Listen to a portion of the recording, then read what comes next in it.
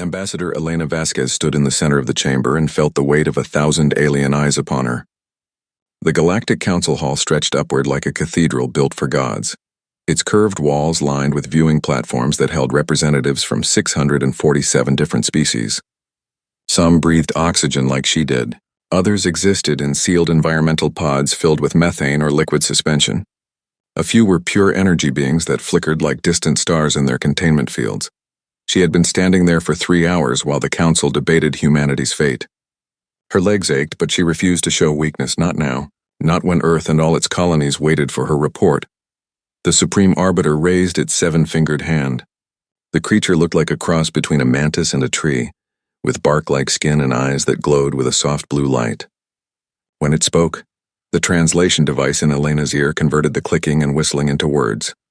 "The Council has reached its decision," the Arbiter announced. "Humanity's petition for full membership in the galactic community is hereby denied. Furthermore, humanity is banned from joining any future councils or alliances within council-recognized space." Elena felt her stomach drop, but she kept her face neutral. She had expected rejection. She had not expected the ban. "The reasons are numerous," the Arbiter continued. "In the 43 years since first contact, humanity has demonstrated a pattern of aggressive behavior that concerns this council greatly. Your species militarized 3 colony worlds despite our recommendations for peaceful development. You refuse to share your artificial intelligence research with the Council's Technology Assessment Bureau. You defended a mining operation with lethal force that resulted in the deaths of 17 Zephoid raiders, when containment and arrest would have sufficed. They were pirates attacking civilian miners, Elena said, unable to stop herself. They were desperate refugees seeking resources, a voice called out from one of the upper galleries. Elena recognized the speaker as a Zephoid council member, its tentacles writhing with agitation. "Your people killed them like animals." "Order," the Arbiter commanded. "The human ambassador will have her chance to speak." It turned its glowing eyes back to Elena. "But the core issue is not any single incident. It is your species' fundamental nature. Humanity refuses to accept guidance. You innovate without permission. You question authority at every turn. You maintain independent military forces far beyond what is needed for simple defense. These behaviors suggest a species that cannot be trusted to operate within civilized galactic society." Elena took a deep breath. "May I respond to these charges?" "You may. The Council calls us aggressive, but we have never started a war. We call our military forces defensive because that is exactly what they are. We innovate because progress is part of who we are. We question authority because blindly following orders is how civilizations fall into tyranny." Elena looked around the chamber, meeting as many alien eyes as she could. If wanting to be free and independent makes us too dangerous for the Council, then perhaps the problem is not with humanity. A murmur rippled through the assembly. Some species clicked their approval. Others hissed their displeasure. The Arbiter waited for silence before speaking again. "The Council offers humanity 2 choices. You may accept technological restrictions and remain confined to your home system, with Council monitors ensuring compliance. Or you may maintain your current trajectory and face complete economic isolation. All trade agreements will be terminated. All scientific exchanges will cease. No Council species will be permitted contact with humanity." "That is not a choice," Elena said quietly. "That is a cage or exile." "It is mercy," the Arbiter replied. Some Council members advocated for more severe measures. "This is the compromise we have reached." It paused. "You have 30 days to deliver Earth's answer." The session ended with the traditional closing chant, a harmonized sound produced by hundreds of different species that would have been beautiful under other circumstances. Elena turned to leave, her mind already racing through the implications. 43 years of careful diplomacy, and it had all come to this. As she walked down the long corridor leading to the exit, a figure stepped out of the shadows. Elena's hand moved instinctively toward the small plasma pistol hidden in her jacket, before she recognized the robes of an archivist. The archivists were one of the oldest species in the Council. Beings of pure thought who had uploaded their consciousness into crystalline matrices millions of years ago. "Ambassador Vasquez," the archivist said, its voice emanating from the crystal matrix that floated at roughly head height. "I voted against the ban." Elena stopped. "You were the only one. I noticed. My people have seen civilizations rise and fall for longer than your species has walked upright," the archivist said. "We recognize patterns that others miss. The Council fears competition, not danger. They have grown comfortable in their dominance. Humanity represents something they have not encountered in 10,000 years, a species that refuses to be controlled. That doesn't help us much, Elena said bitterly. Does it not? The archivist drifted closer. The council is vast but not infinite. Their authority ends where their monitoring systems cannot reach. There are regions of space they have never explored, sectors they have deemed too dangerous or unrewarding to bother with. A species willing to take risks might find opportunity where others see only obstacles. Elena studied the floating crystal. Why are you telling me this? Because stagnation is death, the archivist replied. The council has not faced a genuine challenge in millennia. They have become rigid and flexible. They need competition to remember how to grow. And perhaps humanity needs to learn that there are other ways to build a civilization, besides begging for acceptance from those who will never give it. Before Elena could respond, the archivist floated away, disappearing into a side passage. She stood alone in the corridor, processing what had just happened. The archivist had given her something more valuable than sympathy. It had given her hope. Elena made her way back to the human embassy ship and immediately called for an encrypted conference with Earth. When the faces of the president and joint chiefs appeared on the screen, she did not waste time with pleasantries. We have been banned from the Galactic Council, she said. They want us either caged or isolated. I recommend we choose neither option. The president frowned. Explain. There are regions of space the Council does not control. We have the technology to reach them, even if it means developing new faster-than-light systems without their approval. We can build our own colonies, make our own alliances, create our own future. Elena felt her resolve hardening as she spoke. They think we are too dangerous to join them. Let us show them what humans can really do when we stop asking for permission. The screen was silent for a long moment. Then the president smiled. It was not a kind smile. It was the smile of someone who had just decided to take a risk. Draft the plan, the president said. Let's show the galaxy what humanity looks like when we stop playing by their rules. Captain Sarah Chen checked the navigation display for the 100th time that hour. The numbers remained the same, but her anxiety did not care about consistency. Her ship, the Pathfinder, was about to make a jump using technology that half the scientific community said was impossible, and the other half said was suicide. All systems green, her engineer reported from the lower deck. The quantum drive is holding steady at 98% efficiency. Sarah nodded, even though the engineer could not see her. Through the forward viewport, she could see the other 11 ships of her convoy floating in formation. Each one carried 5,000 colonists, their families, and enough equipment to build a new civilization from scratch. Behind them, hidden in the shadow of Jupiter, 36 more convoys waited for their turn to make the jump. It had been 17 years since the Council's ban. 17 years of secret research, hidden construction, and careful planning. The project had a simple name, the Long Road Initiative. Its goal was even simpler. Get humanity out of the Sol system without the Council's permission and establish colonies beyond their reach. The official story was that humanity had accepted the Council's terms. The monitors stationed around Earth reported that human ships stayed within the approved boundaries.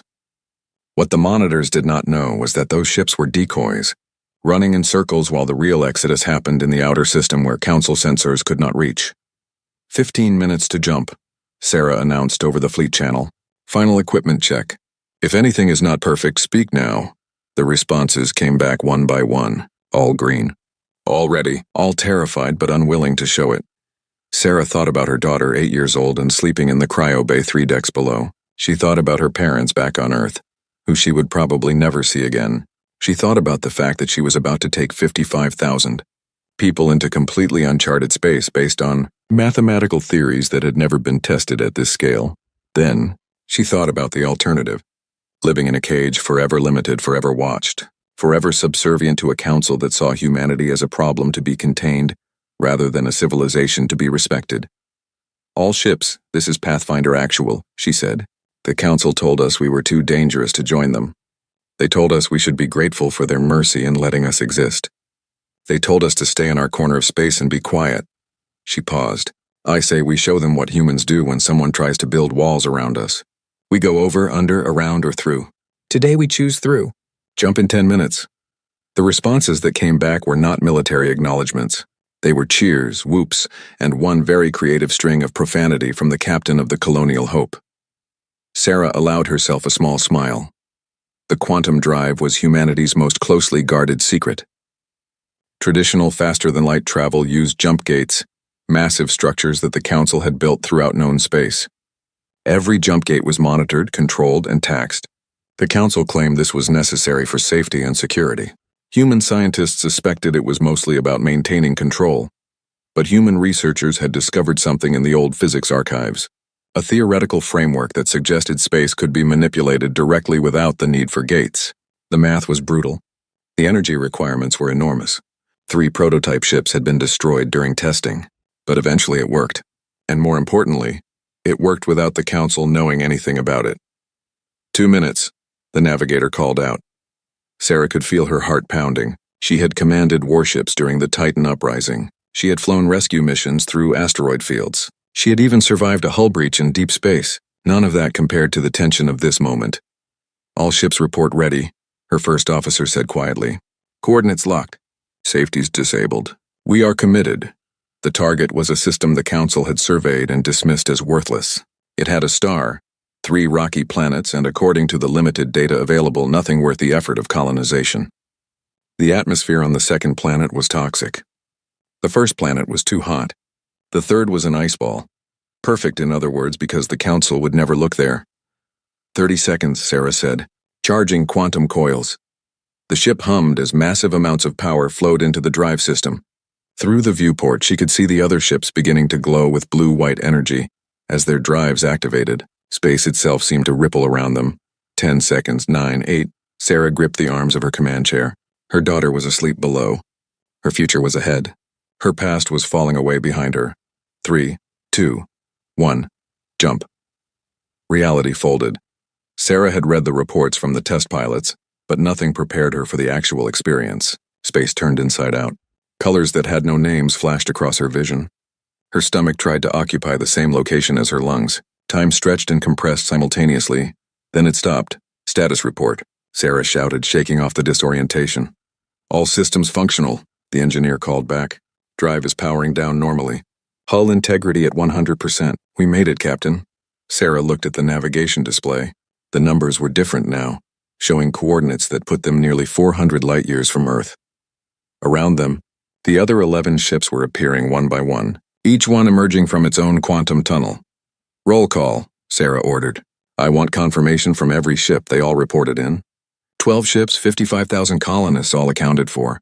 The first successful long-range quantum jump in human history. Through the viewport, Sarah could see their destination, a yellow star with 3 planets in orbit. The second planet hung there like a poisoned jewel, its atmosphere a thick soup of carbon dioxide and sulfur compounds, completely unbreathable, completely hostile to human life, and completely beautiful because it was theirs. Begin deceleration burn, Sarah commanded. Prep the survey teams. Launch the atmospheric processors. We have work to do. Over the next 3 months, more convoys arrived. Each one brought more people, more equipment, more supplies. The toxic atmosphere of the second planet began to slowly change as thousands of processing towers pumped out oxygen and broke down the poisonous compounds. Underground habitats were carved from solid rock. Hydroponic farms began producing food. It was hard. People died. Equipment failed. Mistakes were made. But slowly, impossibly, the colony took root. Sarah stood on the surface 6 months after arrival, wearing an environmental suit that still required supplemental oxygen. The sky was still more orange than blue, but it was changing. In the distance, she could see the lights of New Beijing, the first permanent city. Her daughter ran up to her, moving clumsily in her own suit. Mom, they said we might be able to breathe outside without tanks in just 10 more years. Sarah hugged her daughter through the bulky suits. Maybe sooner if we work hard. That night, Sarah received a message from Earth, sent through secret channels and bounced through a dozen relay stations to avoid Council detection. It was from Ambassador Vasquez, now retired but still coordinating the Long Road Initiative from behind the scenes. The message was short. 23 more convoys are ready to jump. We have also made contact with the Forgotten Ones, species that were exiled by previous councils. They want to meet. They want to help. It seems humanity is not the first civilization the Council has tried to cage. We are just the first to do something about it. Sarah read the message 3 times, then sent her response. Tell them we have room for anyone who refuses to bow. Tell them we are building something new. Tell them we are building something better. She looked up at the alien sky, at the stars that the Council claimed to own, and smiled. Humanity had begun its exodus, and they were not going to stop. Admiral Marcus Chen walked through the crowded market district of Refuge Station and marveled at what humanity had built in just 24 years. The station orbited a dead world in a system the Council had never bothered to name, but humans had named it Hope's End, because this was where the desperate came when they had nowhere else to go.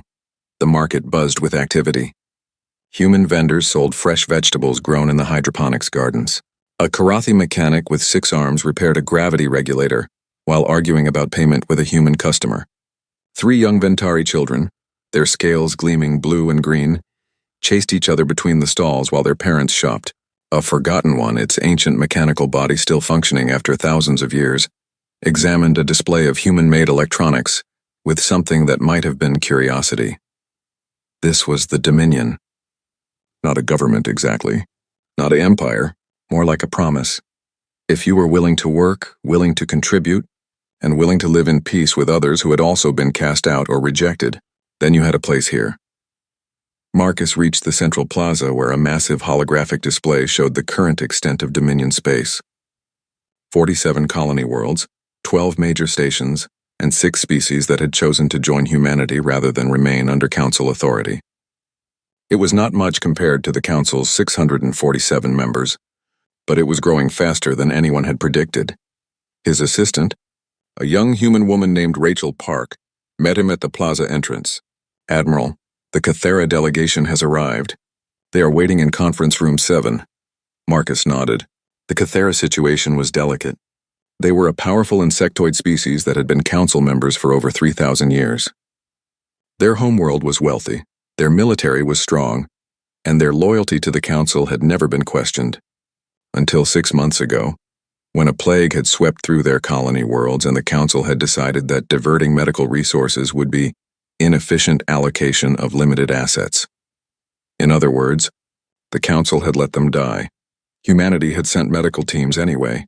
It had cost them resources they could barely spare, but it had also saved 4 million Cathera lives. Now the Cathera wanted to talk. Marcus entered the conference room to find 3 Cathera waiting for him. They stood nearly 8 feet tall with chitinous exoskeletons that gleamed like polished obsidian. Their forearms ended in surprisingly delicate hands, and their compound eyes reflected the room's lights in rainbow patterns. "Admiral Chen," the lead Cathera said, its translator converting the clicks and chirps into clear English. "I am Hive Coordinator Zekthar.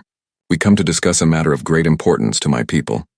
"Please sit," Marcus said, gesturing to the reinforced chairs designed for larger species. "I am honored by your visit." Zekthar settled into a chair with surprising grace. "The Council believes we are here to complain about human interference in our medical crisis. They believe we will demand compensation for the insult of accepting charity from banned species." "Are you?" Marcus asked carefully. "No." Zekthar leaned forward. "We are here to formally request membership in your dominion.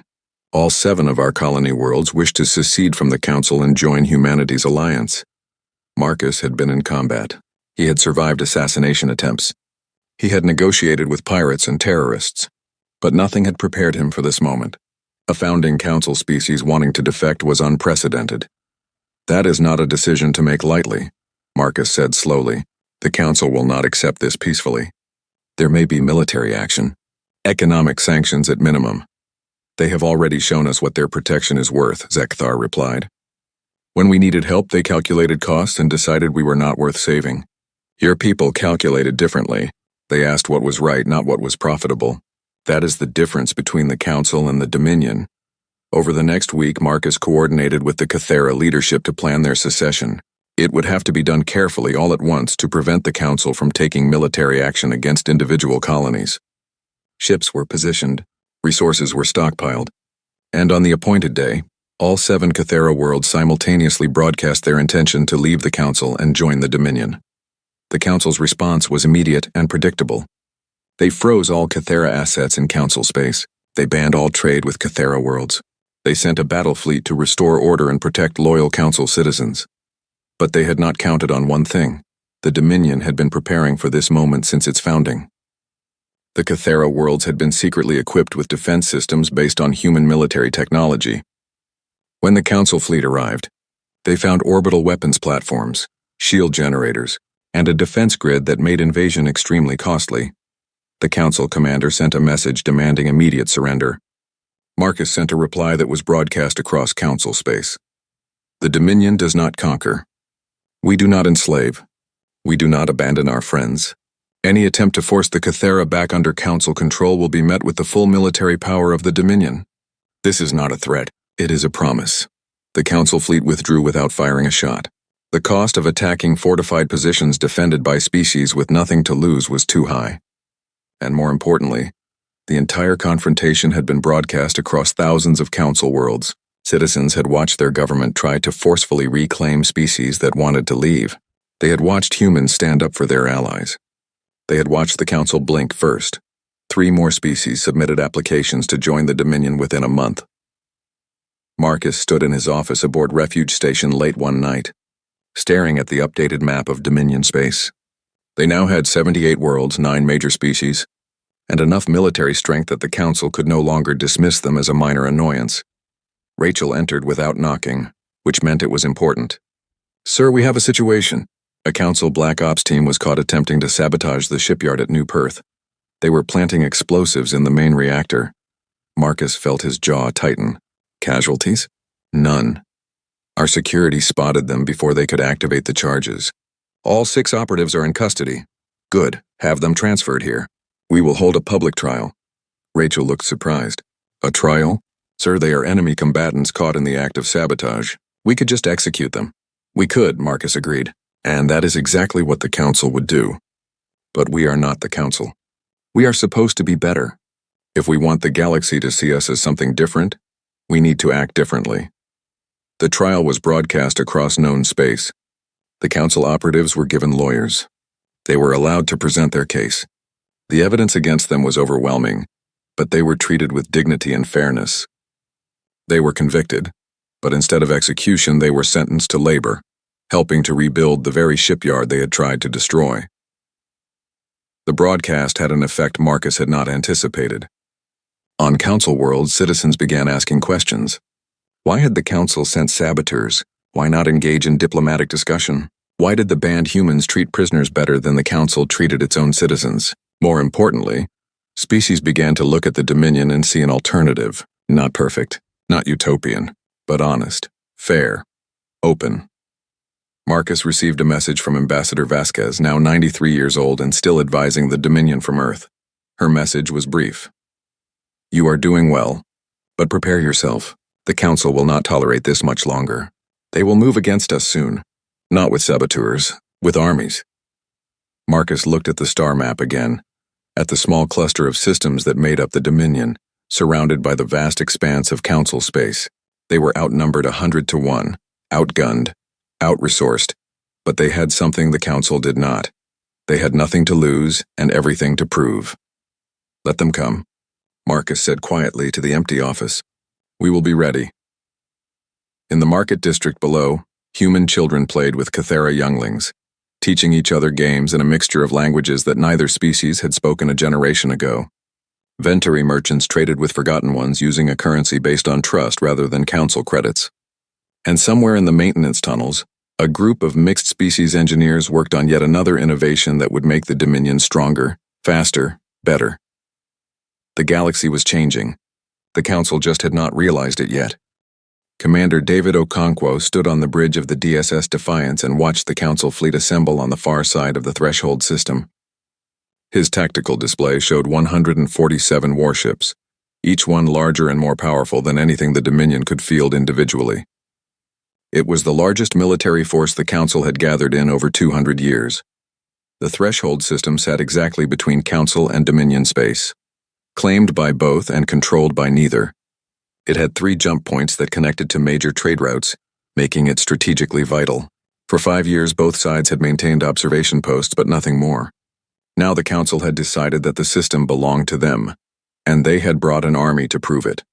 David's ship was one of 37 Dominion vessels holding position on their side of the system. 37 against 147. The odds were not good. Status report, David ordered. His tactical officer, a Cathera named Shiktar, manipulated the holographic display with 2 of her 4 hands. Council fleet is maintaining defensive formation. No weapons charged. No targeting locks. They seem to be waiting for something. They are waiting for us to back down, David said.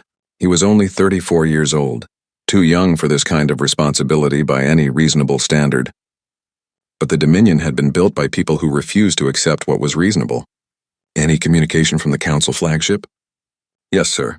They are broadcasting on all frequencies, putting it through now. The view screen shifted to show a Velcron admiral, its crystalline body refracting light into rainbow patterns. The Velcron were one of the founding Council species, proud warriors who considered themselves the galaxy's peacekeepers. Dominion vessels, the admiral said. You are in violation of Council territorial space. The threshold system is under Council jurisdiction by right of first discovery and established precedent. You have 12 hours to withdraw your ships and dismantle your observation posts. Failure to comply will result in military action to restore lawful control.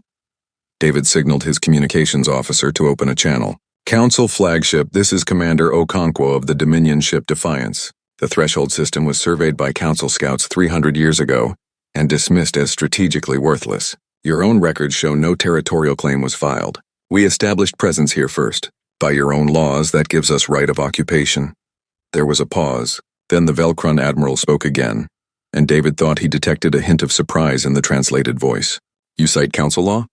You who were banned from our civilization? We cite common sense, David replied. This system has been empty for centuries. We put stations here. We developed the resources. We have been operating peacefully for 5 years. Now you show up with a battle fleet and claim it was yours all along. That is not law. That is bullying. 12 hours, the admiral repeated. We will not negotiate with outcasts and pirates. The channel closed. David turned to his crew. All hands prepare for extended standoff. Rotate crew shifts. Make sure everyone gets rest and food. This is going to be a long wait. But David was also sending coded messages on encrypted channels. Messages to Admiral Chen at Dominion Command. Messages to intelligence officers embedded in Council space. Messages to contacts who could get information about what the Council was really planning. The response came back within 6 hours, and it was worse than David had feared. Intelligence sources reported that the Council's plan was not simply to seize the threshold system. They intended to use the conflict as justification for a full-scale invasion of Dominion space. The goal was to crush the Dominion completely, seize their technology, and either reintegrate the rebellious species under strict control or eliminate them as threats. David read the intelligence brief 3 times, feeling cold anger building in his chest. The Council was not here to negotiate. They were here to destroy. He called a meeting with his ship captains, speaking to them via secure holographic conference. 37 faces looked back at him, human and alien, young and old, all waiting for orders. The Council is not here for the threshold system, David said without preamble. This is the opening move in a war of extermination. If we withdraw, they will see it as weakness and push harder. If we fight, we will lose this battle and they will use it as justification to attack our civilian worlds. A human captain named Williams spoke up. So what do? We cannot win a shooting war, not against those numbers. We do not fight, David said. We reveal. He explained his plan. It was risky. It required precise timing and cooperation from agents deep in Council territory. But if it worked, it would change everything. The next 8 hours were spent preparing. Technical teams worked around the clock. Dominion intelligence officers positioned themselves at key communication nodes throughout Council space. And David prayed that he was making the right choice. When the 12-hour deadline arrived, the Council fleet began moving forward in attack formation. Weapon systems powered up. Targeting computers locked onto Dominion ships. David could see the energy signatures building on his display, countdown to the moment when the first shots would be fired. Then David gave the order. Execute Operation Sunlight. Broadcast on all frequencies. Every channel. Every frequency. Blanket coverage across Council space. What appeared on screens across 647 Council worlds was not a military transmission. It was a data dump. Years of intelligence gathering, compiled and verified, showing the Council's true plans. Intercepted communications between Council admirals discussing how they would seize Dominion quantum drive technology. Secret memos detailing plans to enslave captured Dominion citizens as forced labor. Financial records showing how Council leaders had been siphoning resources meant for member species and using them for private wealth. But most damning of all were the communications about the threshold confrontation itself. Messages that made it clear the Council had deliberately engineered this crisis. They had known the Dominion had legitimate claims to the system. They had known their territorial demands were baseless. They had come here intending to start a war regardless of what the Dominion did. The broadcast went out simultaneously on every communications network in Council space. Citizens on 647 worlds watched as their government's lies were exposed in real time. On the bridge of the Defiance, David watched his tactical display and waited. The Council fleet had stopped advancing. Weapons were still charged, but no one was firing. Confused messages were flying between Council ships as crews watched the same broadcast their families were watching back home. David opened a channel to the Council flagship. "Admiral, the entire galaxy has now seen your government's true intentions. You can still fire on us. You have the firepower to destroy my fleet, but you cannot kill the truth. Every citizen in Council space now knows that their government lied to them. That you came here to start an unjust war. That you plan to commit atrocities in the name of peace." The view screen activated, showing the Velcron Admiral. Its crystalline structure seemed to have lost some of its brilliance, as if the light inside had dimmed. "You have made a grave mistake," the Admiral said quietly. "The Council will not forget this." "Good," David replied. "We do not want you to forget. We want every species in the galaxy to remember that the Dominion does not start wars. We defend ourselves. We tell the truth. And we will not be intimidated by threats." Over the next 72 hours, Council space erupted in protests. On 42 worlds, citizens took to the streets demanding answers from their governments. 7 species threatened to secede if the Council went forward with military action against the Dominion. 3 Council members resigned in disgrace when their personal involvement in the conspiracy was revealed. The Council fleet withdrew from the threshold system without firing a shot. David stood on the bridge of the Defiance and watched them go. His hands were shaking from exhaustion and adrenaline crash. His tactical officer approached him cautiously. "Commander, message from Admiral Chen. He says to tell you that you just prevented a war and possibly saved the Dominion." David shook his head. "We delayed a war. The Council will not forget this humiliation. They will come at us again, and next time they will be more careful about what they put in writing." "So what do we do?" David looked at the star map, at the threshold system that was now firmly Dominion territory, at the nearby Council worlds where millions of citizens were questioning everything they had been told about the dangerous humans and their outcast allies. "We get ready," David said, "and we make sure that when they come again, the entire galaxy is watching." In the weeks that followed, something unexpected happened. Ships began arriving at Dominion stations, not with weapons but with requests. Council citizens seeking asylum, scientists who wanted to work free from Council restrictions, families who had seen the broadcasts and decided they wanted to live somewhere that valued truth over comfortable lies. The Dominion had not won a war. But they had won something potentially more valuable. They had shown the galaxy that there was an alternative. And once people knew an alternative existed, everything changed. Elena Vasquez was 103 years old, and she was about to do something she had never imagined possible. She was returning to the Galactic Council chambers, but this time, not as a supplicant begging for acceptance. This time she came as an equal. The shuttle descended toward the Council's capital world, and Elena watched through the viewport as the familiar towers came into view. 60 years had passed since her last visit, when she had stood alone before hundreds of alien representatives and heard them declare humanity too dangerous to join their civilization. Now she returned with a delegation of 12 species, representing the Dominion, and the Council had no choice but to receive them. The galaxy had changed in those 60 years. The Council still existed, still controlled most of known space, but its absolute authority had crumbled. 19 species had seceded to join the Dominion. 37 more had demanded reforms and greater autonomy. The Council that had once spoken with a single voice now fractured into competing factions, each with different ideas about the future. Elena's shuttle landed on the same platform she had used decades ago. Her joints ached as she stood, despite the best medical technology available. She refused the offered wheelchair. She would walk into that chamber on her own feet, even if it killed her. Admiral Marcus Chen, now gray-haired and bearing the scars of 3 assassination attempts, walked beside her. "Ambassador, you do not have to do this. We can send someone younger." "No," Elena said firmly. "I was there at the beginning. I will be there at the end." or at least at this new beginning. The council had changed physically as well. Where there had once been 647 viewing platforms, there were now only 409. Many of the empty platforms belonged to species that had joined the Dominion. Others belonged to civilizations that had chosen complete independence, refusing to bow to either council or Dominion authority. The Supreme Arbiter was different too. The mantis-like being that had pronounced humanity's ban was long dead. The new Arbiter was Aquilian, a species of energy beings that looked like contained stars. When it spoke, the translation was crisp and formal. The council recognizes the delegation from the Dominion. You may present your proposal.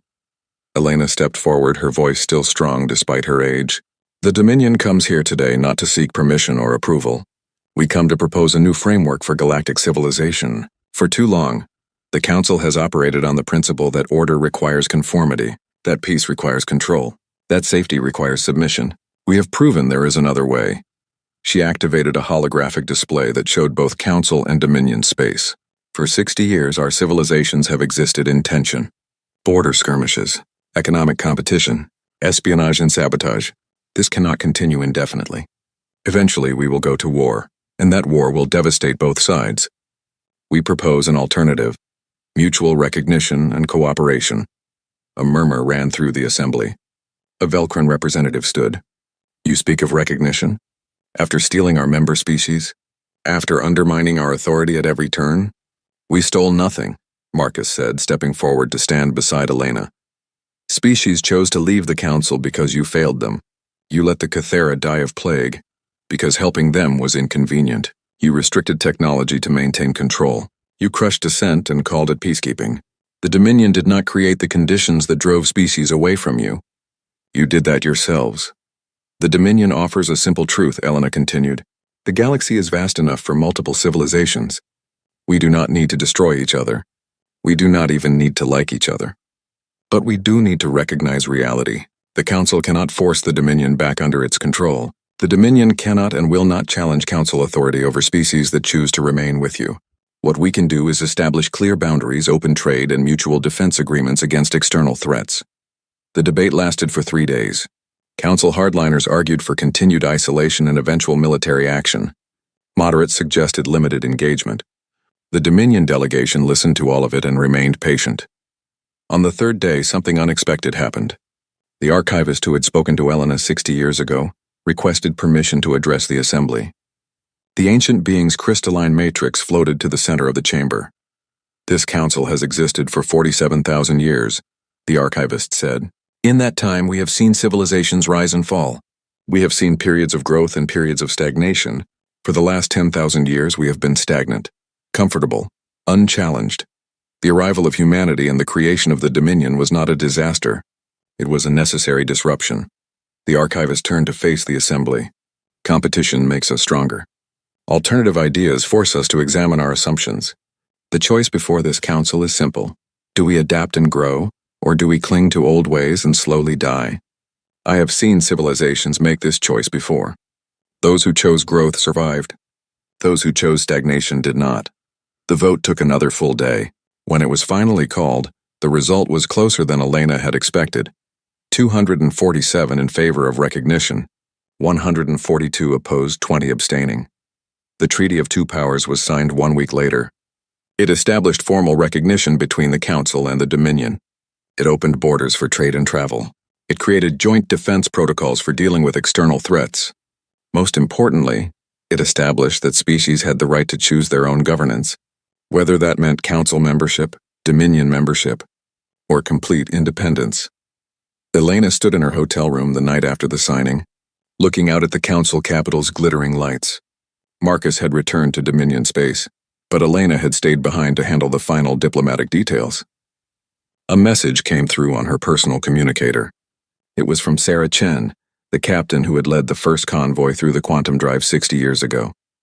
The message was simple. We did it, Ambassador. We were banned, rejected, and cast out, and we responded by building something better. My great-granddaughter starts at the Dominion Academy next year. She will grow up in a galaxy where humans and aliens work together as equals. That is your legacy. Elena felt tears on her cheeks. She was old. She was tired. She had spent her entire adult life fighting for humanity's right to exist freely in the galaxy. And now finally that fight was over. She sent her response, "It is not my legacy. It is humanity's legacy. We proved that being too dangerous for the Council just meant we were too free. Tell your great-granddaughter that the galaxy is bigger than anyone thought, and there is room in it for anyone brave enough to reach for the stars." 5 years later, Helena Vasquez died peacefully in her sleep aboard Refuge Station. She was buried in space, her ashes scattered among the stars of the Threshold system. Representatives from 46 species attended the ceremony, including 12 from Council worlds. Admiral Marcus Chen gave the eulogy. Ambassador Vasquez was told by the Galactic Council that humanity was too aggressive, too independent, too dangerous to join galactic civilization. She could have accepted that judgment. She could have agreed to live in a cage. Instead, she helped us prove that humanity's greatest strength is our refusal to accept limitations imposed by others. She helped us build a civilization based on freedom, cooperation, and the radical idea that different species could work together as equals rather than subjects and rulers. Marcus looked up at the stars visible through the station's dome. The galaxy has changed. The Council is reforming, the Dominion is growing, new independent civilizations are emerging, and somewhere out there, beyond even our explored space, there are other species taking their first steps into the cosmos. When they look for examples of what is possible, they will find the story of how humanity was banned from the galaxy and responded by building their own place in it. On Earth, in the grand archive that housed humanity's most important documents, they placed Elena's original speech from the Council chambers 60 years ago. Next to it, they placed the Treaty of Two Powers, and beneath both documents, they inscribed a simple message. They told us we were too dangerous. They were right. We were too dangerous to be controlled, too dangerous to be caged, too dangerous to give up, and that made all the difference. The galaxy continued to turn. Ships moved between Council and Dominion space freely now, carrying cargo, passengers, ideas. Young humans trained alongside young Cathera, learning to build faster ships and better stations. Council scientists collaborated with Dominion researchers on projects that neither side could have completed alone. And in a small research station on the edge of known space, a mixed team of human and alien explorers prepared to activate a new long-range scanner designed to probe even deeper into unexplored territory. The team leader, a human woman named Jennifer Park, granddaughter of Rachel Park who had served under Admiral Chen, activated the systems. "There are still so many stars we have not reached," she said to her crew. "So many species we have not met. The Council spent 47,000 years exploring the galaxy, but they only charted a fraction of it. The Dominion has only been around for 60 years and we have barely started. Imagine what we will find in the next 60, the next 600, the next 6,000. Her Cathera co-leader, descended from Hive Coordinator Zekthar, clicked in agreement. "The Council taught us to fear the unknown. Humanity taught us to embrace it. That is why we will go further than they ever did." The scanners activated, reaching out into the unexplored dark, searching for new worlds, new wonders, new challenges. Searching for the next chapter in a story that had begun with rejection and grown into something that transformed an entire galaxy. Humanity had been banned by the Galactic Council. They had built their own dominion instead, and in doing so, they had proven that sometimes the greatest achievements come not from acceptance, but from the refusal to accept limitations. The galaxy was vast, and there was still so much to explore.